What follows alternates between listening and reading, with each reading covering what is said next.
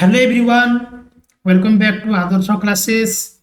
आज आम भूगोल द्वितीय अध्याय भूसंबल, जल संबल, प्राकृतिक उद्भिद और वन्यप्राणी, खनिज और शक्ति संबल प्रश्न उत्तर डिस्कसन करवा। वीडियो को शेष पर्यटन देखु। चैनल को सब्सक्राइब करने सब्सक्राइब कर पाखरी बेल आइकन को क्लिक कर दिंतु। तेज चलतु आज आम भूगोल द्वितीय अध्याय भूसंबल, जल संबल, प्राकृतिक उद्भिद वन्यप्राणी, खनिज और शक्ति संबल प्रश्न उत्तर डिस्कसन करवा। ठीक अच्छे, तो प्रथम जीवा आम एक नंबर को।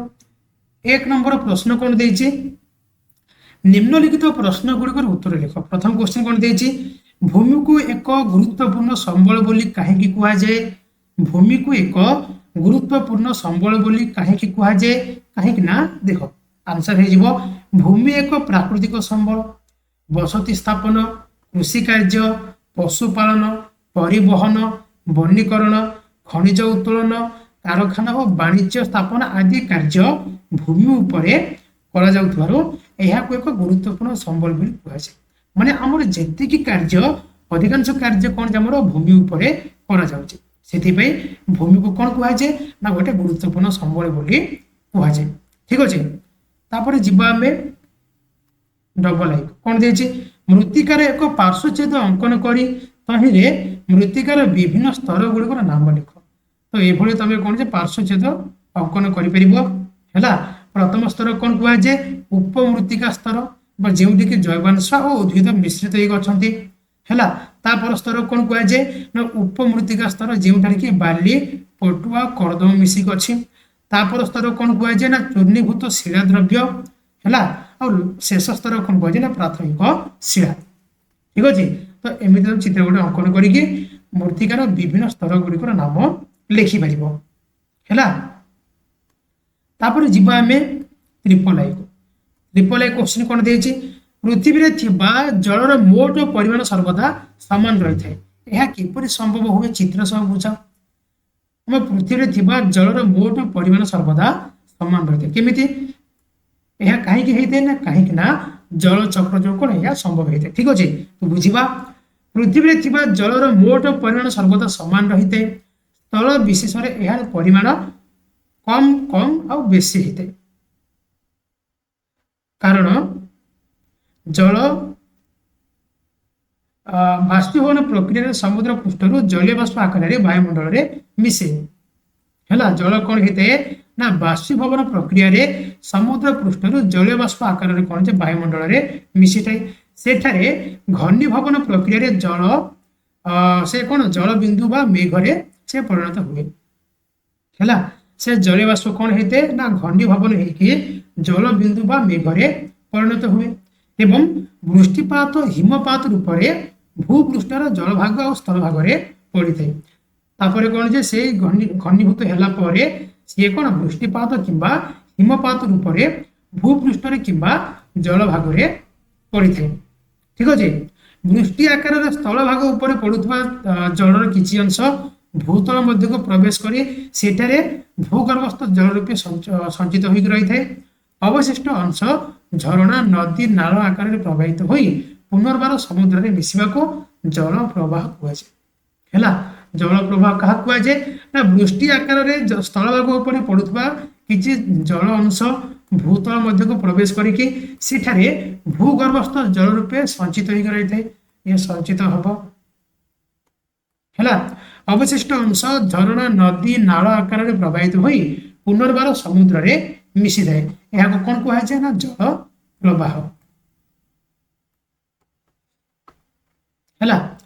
जल सागर पृष्ठ वायुमंडल, वायुमंडल पुणी भूपृष्ठ है, हो भूपृष्ठ पुनर्बार सागर में मिसिया प्रक्रिया को सागर में मिसिया प्रक्रिया गोटे कौन चक्राकार भाव हो कौन कहुए ना जल चक्र बोली कह जाए।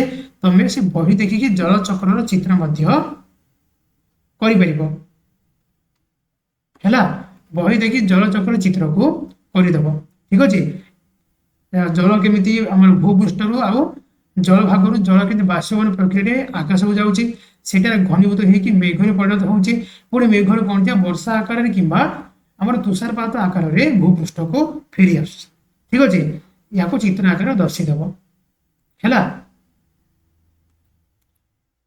ତେବେ ଜଳ କିପରି ସମ୍ଭବ ହେଉଛି ନା ପୃଥିବୀରେ ଥିବା ମୋଟ ଜଳର ପରିମାଣ ସର୍ବଦା ସମାନ କିପରି ରହୁଛି ନା ଏହି ଜଳଚକ୍ର ଯୋଗୁଁ କ'ଣ ଯେ ପୃଥିବୀ ପୃଷ୍ଠରେ ଥିବା ଜଳ ସର୍ବଦା ସମାନ ଥାଉଛି ଠିକ ଅଛି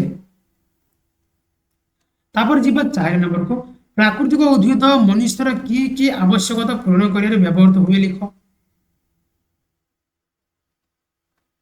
କି ଆବଶ୍ୟକତା ପୂରଣ କରିବାରେ ବ୍ୟବହୃତ ହୁଏ ଦେଖ ପ୍ରାକୃତିକ ଉଦ୍ଭିଦ ମନୁଷ୍ୟକୁ ବିଭିନ୍ନ ଭାବରେ ସାହାଯ୍ୟ କରିଥାନ୍ତି ହେଲା ଯେମିତିକି କାଠ ଯୋଗାଏ ପ୍ରାଣୀମାନଙ୍କୁ ଆଶ୍ରୟ ଦିଏ ନିଶ୍ୱାସରେ ଗ୍ରହଣ କରୁଥିବା ଅମ୍ଳଜାନକୁ ଉଦ୍ଭିଦ ପ୍ରସ୍ତୁତ କରେ ଫସଲ ଉତ୍ପନ୍ନ ହେବା ପାଇଁ ଆବଶ୍ୟକ ହେଉଥିବା ମୂଲ୍ୟବାନ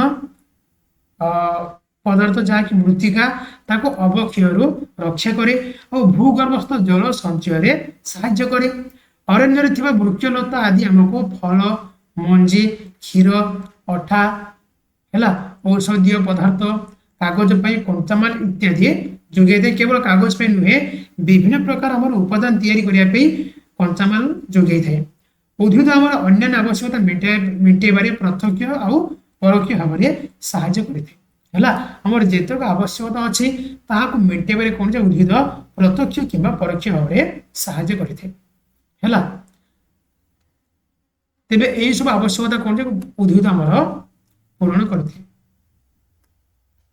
ତାପରେ ଯିବା ଆମେ ଭି ନମ୍ବରକୁ ବନ୍ୟପ୍ରାଣୀ ସଂରକ୍ଷଣ ପାଇଁ ନିଆଯାଉଥିବା ପଦକ୍ଷେପ ଗୁଡ଼ିକୁ ଆଲୋଚନା କର ବନ୍ୟପ୍ରାଣୀକୁ କିପରି ସଂରକ୍ଷଣ କରାଯାଇପାରିବ ତା ପାଇଁ ନିଆଯାଉଥିବା ପଦକ୍ଷେପ ଗୁଡ଼ିକୁ ଆଲୋଚନା କରିବା ଦେଖ ବନ୍ୟପ୍ରାଣୀ ସଂରକ୍ଷଣ ପାଇଁ 1962 ମସିହାରେ ଆମ ଦେଶରେ ବନ୍ୟପ୍ରାଣୀ ବୋର୍ଡ ଗଠନ କରାଯାଇଛି ଦେଶର ବିଭିନ୍ନ ଅଞ୍ଚଳରେ କେତେ ଗୁଡ଼ିଏ ଅଭୟାରଣ୍ୟ ଜାତୀୟ ଉଦ୍ୟାନ ବ୍ୟାଘ୍ର ପ୍ରକଳ୍ପ କୁମ୍ଭୀର ପ୍ରକଳ୍ପ ଆଉ ପକ୍ଷୀ ବିହାର ଆଦି ସ୍ଥାପନ କରାଯାଇଛି ଏହା ଫଳରେ ବନ୍ୟଜନ୍ତୁ ବାସ କରିବା ପାଇଁ ସୁରକ୍ଷିତ ପ୍ରାକୃତିକ ପରିବେଶ ପାଇଁ ସେମାନଙ୍କର ବଂଶବୃଦ୍ଧି ହୋଇପାରୁଛି ଜୈବ ସଂରକ୍ଷଣ ପ୍ରତି ଲୋକମାନଙ୍କ ମଧ୍ୟରେ ସଚେତନ ବୃଦ୍ଧି ପାଇଁ ପଦକ୍ଷେପ ଗ୍ରହଣ କରାଯାଉଛି ବନ୍ୟପ୍ରାଣୀ ସଂରକ୍ଷଣ ପାଇଁ ନୂତନ ଯୋଜନା ମାନ ଗ୍ରହଣ କରାଯାଉଛି ହେଲା ଏହିସବୁ କରି କ'ଣ ଯେ ଆମେ ବନ୍ୟପ୍ରାଣୀଙ୍କ ସଂରକ୍ଷଣ କରିପାରୁଛେ ବା ଏହିସବୁ ପଦକ୍ଷେପ କ'ଣ ଯେ ବନ୍ୟପ୍ରାଣୀ ସଂରକ୍ଷଣ ପାଇଁ ନିଆଯାଉଛି ଠିକ ଅଛି ତାପରେ ଯିବା ଆମେ VI କୁ ତୁମ ଘରେ ଶକ୍ତି ସଂରକ୍ଷଣ ପାଇଁ ଗ୍ରହଣଯୋଗ୍ୟ 5 ଗୋଟି ପଦକ୍ଷେପ ଲେଖ ତୁମ ଘରେ ଶକ୍ତି ସଂରକ୍ଷଣ ପାଇଁ କେଉଁ 5ଟି ପଦକ୍ଷେପ ତମେ ନେଉଛ ତାକୁ ଲେଖିବ ତ ଦେଖ କୌଣସି କାର୍ଯ୍ୟ ଉପଲକ୍ଷେ ଅଳ୍ପ ଦୂରକୁ ଯିବାର ଥିଲେ ଯାନ୍ତ୍ରିକ ଗାଡ଼ି ପରିବର୍ତ୍ତେ ଆମେ ସାଇକେଲ ବ୍ୟବହାର କରିପାରିବା ହେଲା ତେବେ କ'ଣ ଆମର ଶକ୍ତି ସଂରକ୍ଷିତ ହେଇପାରିବ ପେଟ୍ରୋଲ ବଞ୍ଚିବ ଠିକ ଅଛି ଯଦି ଆମର ଅଳ୍ପ ଦୂର କିଛି କାମ ଥିଲେ ଆମେ କ'ଣ ଯାନ୍ତ୍ରିକ ଗାଡ଼ି ପରିବର୍ତ୍ତେ ଆମେ ସାଇକେଲକୁ ନେଇପାରିବା ଯାନ୍ତ୍ରିକ ଗାଡ଼ି ଚଳାଇବା ବେଳେ ବନ୍ଦ କରିବା ଆବଶ୍ୟକ ହେଲେ ଗାଡ଼ିକୁ ଷ୍ଟାର୍ଟ ନ ରଖି ଷ୍ଟାର୍ଟ ବନ୍ଦ କରିବା ଯଦି ଗାଡ଼ି ଚଳାଇବା ସମୟରେ ଏମିତି କିଛି କାମ ପଡ଼େ ଯେଉଁଠିକି ଗାଡ଼ିକୁ ବନ୍ଦ କରିବାକୁ ପଡ଼ିବ ତେବେ ସେଠି କ'ଣ ଆମ ଗାଡ଼ିର ଷ୍ଟାର୍ଟ କ'ଣ ଯେ ବନ୍ଦ କରିଦେବା ହେଲା ଗାଡ଼ିକୁ ଷ୍ଟାର୍ଟରେ ନ ରଖି ଆମେ ତାକୁ ବନ୍ଦ କରିଦେବା ଠିକ ଅଛି ନିୟମିତ ବ୍ୟବଧାନରେ ଗାଡ଼ି ଗ୍ୟାରେଜକୁ ନେବା ହେଲା ପ୍ରତି 5 ମାସକୁ 6 ମାସକୁ କିମ୍ବା 3 ମାସକୁ ଆମେ ଗାଡ଼ିକୁ ଗ୍ୟାରେଜ ନେଇକି ତାକୁ ବନେଇବା ନିୟମିତ ଭାବରେ ଘର୍ଷଣ ହ୍ରାସକ ଦ୍ରବ୍ୟ ବ୍ୟବହାର କରିବା ମାନେ କ'ଣ ଅଏଲ ଚେଞ୍ଜ କରିବା ଠିକ ଅଛି ଠିକ ସମୟ ବ୍ୟବଧାନରେ ଆମେ କ'ଣ ଯେ ଅଏଲ ଚେଞ୍ଜ କରିବା କୋଠରୀରୁ ବାହାରିବା ବେଳେ କୋଠରୀର ସମସ୍ତ ବିଦ୍ୟୁତ ସୁଇଚ ବନ୍ଦ କରିବା ଘରୁ ଯଦି ବାହାରିବା ଆମେ କ'ଣ ଘରର ସମସ୍ତ ବିଦ୍ୟୁତ ସୁଇଚ ବନ୍ଦ କରିଦେବା ଘରର ପ୍ରତ୍ୟେକ ବିଦ୍ୟୁତ ପଏଣ୍ଟରେ ବଚିତ ବଲ୍ବ ଲଗାଇ ଅଳ୍ପ ବିଦ୍ୟୁତ ଖର୍ଚ୍ଚରେ ଅଧିକ ଆଲୋକ ମିଳିପାରିବ ଆମେ କ'ଣ ଯେ ନା ଘରର ବିଭିନ୍ନ କ'ଣ ଜାଗାରେ ଆମେ ଅଳ୍ପ ବିଦ୍ୟୁତ ଖର୍ଚ୍ଚ ହେଉଥିବା ବଲ୍ବକୁ ଲଗେଇକି ଆମେ କ'ଣ ଅଧିକ ଆଲୋକ ପାଇପାରିବା ଆଉ ମଧ୍ୟ କ'ଣ କମ ବିଦ୍ୟୁତ ଖର୍ଚ୍ଚ ମଧ୍ୟ ହେଇପାରିବ ଗ୍ୟାସ ଚୁଲା ବିଦ୍ୟୁତ ହିଟର କିରୋସିନ ଷ୍ଟୋଭ ଇତ୍ୟାଦି ବ୍ୟବହାର କରୁଥିଲେ ରୋଷେଇ ପୂର୍ବରୁ ସମସ୍ତ ପ୍ରସ୍ତୁତି ଶେଷ କରିକି ରୋଷେଇ କାର୍ଯ୍ୟ ଆରମ୍ଭ କରିବା ହେଲା ଯଦି ଆମେ ଗ୍ୟାସ ଚୁଲା ବିଦ୍ୟୁତ ହିଟର କିରୋସିନ ଷ୍ଟୋଭ ଇତ୍ୟାଦି ବ୍ୟବହାର କରୁଛେ ତେବେ କ'ଣ ରୋଷେଇ ପାଇଁ ସମସ୍ତ ପ୍ରସ୍ତୁତି ସରିଲା ପରେ ଆମେ କ'ଣ ଏହାକୁ ଅନ୍ କରିକି ରୋଷେଇ କରିବା ରୋଷେଇ ସମୟରେ ରୋଷେଇ ପତ୍ରରେ ଘୋଡ଼ଣୀ ବ୍ୟବହାର କରିବା ରୋଷେଇ ପାତ୍ରରେ କ'ଣ ଆମେ ସର୍ବଦା ଘୋଡ଼ଣୀ ବ୍ୟବହାର କରିକି ରଖିବା ଯାହାଫଳରେ କ'ଣ ଶୀଘ୍ର ରୋଷେଇ ହେଇପାରିବ କମ ଆମର କ'ଣ ଇନ୍ଧନ ଖର୍ଚ୍ଚରେ ଶକ୍ତି ସଞ୍ଚୟ ଉପରେ ଲୋକମାନଙ୍କୁ ସଚେତନ କରିବା ଶକ୍ତି ସଞ୍ଚୟ କିପରି କରିବା से ऊपर कौन जे लोक मानकु सचेतन करेबा। 2 नंबर क्वेश्चन जिबा निम्नलिखित प्रश्न गुड़िकर उत्तर संक्षेप लिख। 2 नंबर आई की जिबा भू व्यवहार चारोटी प्राकृतिक नियम गुड़िक लिख। भू व्यवहार चारोटी प्राकृतिक नियम कौन कौन? बसति स्थापन करने, कृषि कार्य, पशुपालन, गमनागमन पथ निर्माण है इत्यादि कौन से भू व्यवहार चारोटी प्राकृतिक नियम। मृत्तिका क्यों प्राथमिक शिलार सृष्टि हुए? से प्राथमिक शिला मृत्तिकार क्यों क्यों गुण को प्रभावित करे लिख। तो देख रंग, विन्यास, रासायनिक विभव, खनिज, अंतर्निहित वस्तु, भेद्यता को इत्यादि कौन से प्रभावित करते। जल संरक्षण पर 4 गोटी पदक्षेप निर्णय कर। जल संरक्षण पर 4 गोटी पदक्षेप कौन कौन पदक्षेप नहीं परिबा? देखो जल अमल प्रकल्प द्वारा वृष्टि जल को संग्रह कर शुष्क ऋतु में व्यवहार पर साइती रखा आवश्यक। बुंदा जल सेचन, छिंचा जल सेचन प्रणाली अनुसरण करके जल सेचन में व्यवहृत होता सेच जल परिमाण को ह्रास कर आवश्यक। नदी बंधर आनिकट, ब्यारेज, बंध तैयारी करी वर्षा ऋतु में नदी द्वारा समुद्र को निष्कासित होता विपुल परिमाण जल को नियंत्रण करा नियंत्रण करा बहुमुखी आवश्यक मेंटेवा सहित समय उपयोगी सजत्न व्यवहार एवं आवश्यकतार गुरुत्व प्रति जन सचेतन सृष्टि करबा। कृषि क्षेत्र में सेचित होता जल जेपरी हुड़ा भांगी निम्न को बोही न जाए से हुड़ा गुड़िकर दृढ़ता और स्थायित्व प्रति दृष्टि देवा आवश्यक है। यही सब करके कौन जे जल संरक्षण करिपरिबा। स्वल्प वृष्टि होता शुष्क अंचल उद्भिद गुड़िकर विषत्व लिख। कौन कौन देख अल्प वृष्टि होता शुष्क अंचल निकृष्ट वृक्ष और कंटा बुदामान देखा जाए। एगुड़िकर चेर जल पाइबापी भूमिर अधिक गभीर को जाए। अधिक जलीय बाष्प त्यागर निजक रक्षा करने सेगुड़िकर पत्र चिकण और पत्र गुड़िक मोटा एवं कंटायुक्त होता है। वन्यप्राणी विलोपर 4 गोटी प्राकृतिक कारण लिख। वन्यप्राणी विलोपर 4टी प्राकृतिक कारण कौन कौन? गोटे हूँ कौन आमर अरण्य क्षय, मृत्तिका क्षय, वनाग्नि, सामुद्रिक बात्या, भूस्खलन इत्यादि कौन आमर वन्यप्राणी विलोपर प्राकृतिक कारण। अधिक प्राकृतिक गैस गच्छित 2टी अंचल नाम लिख। कोड़ा कोड़ा? रूसिया और नॉर्वे। ये 2टी अंचल कौन से अधिक प्राकृतिक गैस गच्छित होगी अच्छी। मफसल अंचल आधुनिक है 2टी शक्ति उत्सर नाम लिख।